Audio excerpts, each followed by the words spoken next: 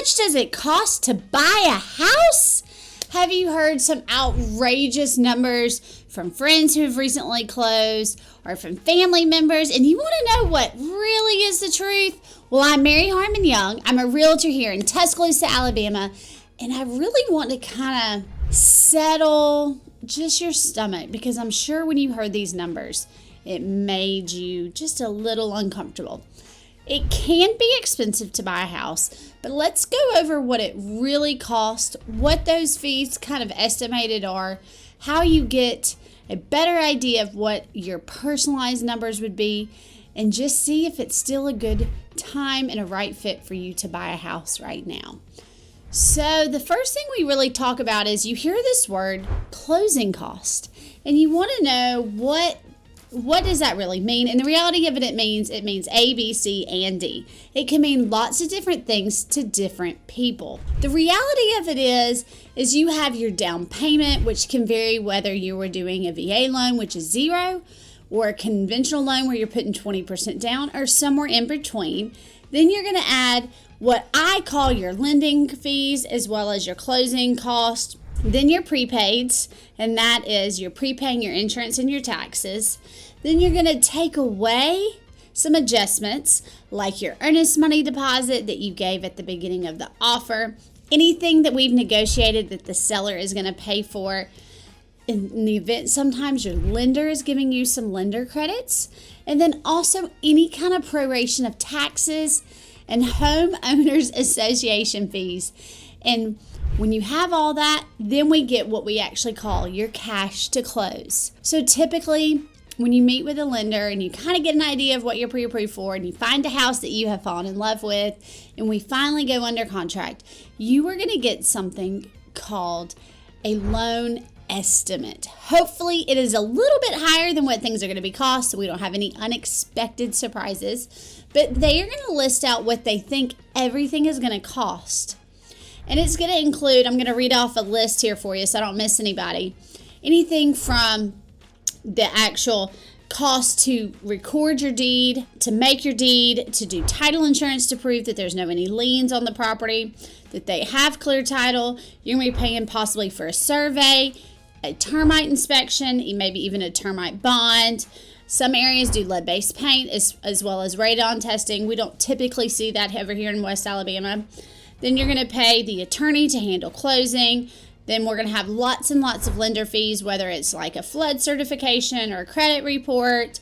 Then we're also going to have fees from the courthouse to, like I said, to make the mortgage, make the deed, record the deed, as well as some of the other things that they do at the courthouse, possibly a home warranty. Your homeowner's insurance is going to be paid, as well as commissions for the realtors if they're involved. So all of those things are going to be specific, but we don't necessarily know them on day 1 or even day 2.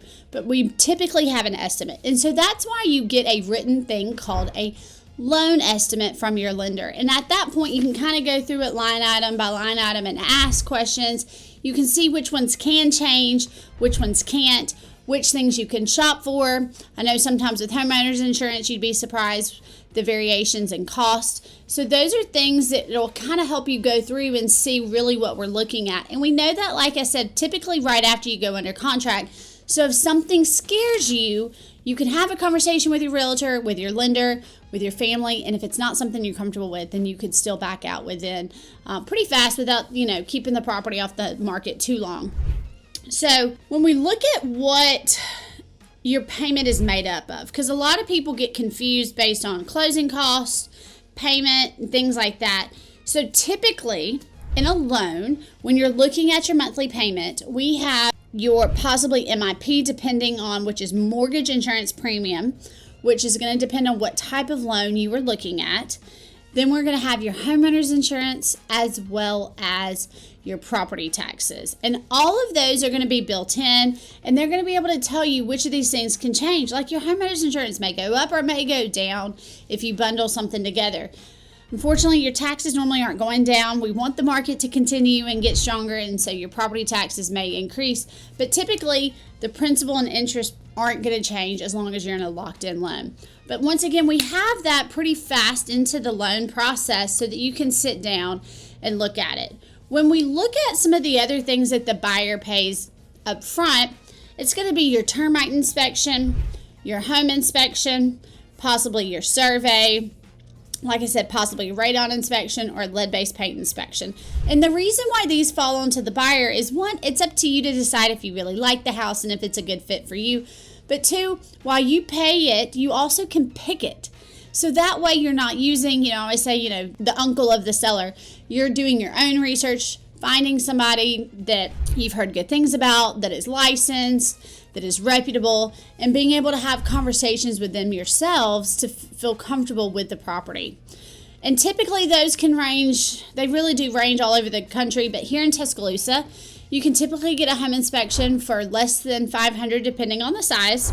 Survey is typically less than about $450, and a termite inspection itself is about $200. So really for less than $1,200, you can do your own due diligence on the property and feel confident about whether it's the property you want to move forward with or not. If it's not a home that you are comfortable moving forward with, then those are fees that are costs that you do not get back. There's a chance you'll get your earnest money back depending on the dates in the contract, so it's very important to learn those and pay attention to them. But that is your kind of safeguard and insurance yourself to do the property inspection so that you know that you're comfortable or not. So as we get closer to closing, 3 days before closing is scheduled, you will actually get something that you will hear us realtors call a CD. A CD is not what we used to listen to music on. It is a closing disclosure. And that is the exact fees, not the estimate that we got 3 days when we first went under contract, but these are exact. And you can go through it and see if we were able to negotiate their seller to pay any. You're going to get a credit for those. You're going to get a credit for the proration of taxes, a credit for proration of the HOA, and then your own down payment, your earnest money credit, and all those will kind of check and balance for you to see how much you need to bring. Now check in your market, but in our market, we do like that cash to close to be certified funds, whether it's a certified check or being wired. But we do like to have that ready the day before, because let me tell you, everything could go wrong, may go wrong on the day of closing. So when we talk about closing costs, as you've probably heard, this is what is due for getting the loan completed. We have a limit on what the seller can pay, and it is going to be a little bit of a variation. So with conventional, it really depends on if it's a special kind of conventional loan, or if you're putting more than 10%, less than 20%. So just know that with conventional, you need to ask, because it is very, very dependent on the situation. However, with an FHA, there is a limit that the seller can only pay 6% of the purchase price towards the buyer's closing cost. So let's just say if it's a $100,000 loan, the seller can only pay $6,000. We're not necessarily saying there's anything left or that's enough to cover it. It's just going to depend on your situation as well as your credit. But that just kind of gives you an idea that they can't pay any more than that $6,000. But if you're doing a VA loan, they can pay up to 4%. So once again, if it's a $100,000 loan, they can pay $4,000 towards the buyer's expenses. And if it's a USDA loan, they can pay that 6% again, or $6,000 on a $100,000 loan. So when you're formulating your offer, really talk to your realtor about that, because you want your offer to be very strong. And sometimes asking for more closing costs can make your offer less attractive, because even if it's a full price offer and you're asking for $6,000, you're really asking $6,000 less than list price. But ask your realtor what's typical in your market, what the other homes have sold for. I know in my MLS, I'm able to pull up the most recent sales, and it does have a line item for how much the sellers paid during that transaction. So that's something that most realtors can find and can share with you to help you make a strong offer yourself. And once we have your loan estimate from your lender, we can even get that beforehand. We can see how much your total closing cost is going to be and see if that percentage that they allow the seller to pay will cover all of them, and how much you would be left with yourself. But definitely continue to have that conversation with your realtor, with your lender, so that your offer can be strong and we can get you into a home. So I hope this kind of helps break down what the fees really are. As far as out of pocket, you're really just looking at under $1,200 for your inspections. and then the rest of it we can possibly negotiate or pay at the time of closing. But if you ever have any more questions or are looking for a realtor in your area, even outside of West Alabama, let me know and I will be glad to connect you with one of my friends somewhere else among the United States. Thanks, everybody.